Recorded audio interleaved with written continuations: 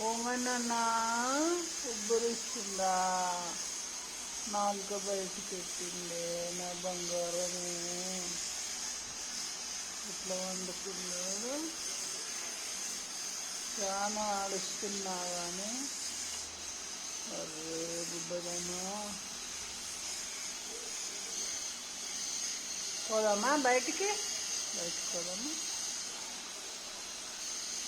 చెట్టు కింద పోదామా? గొలుసు తీసుకో. పోదామా?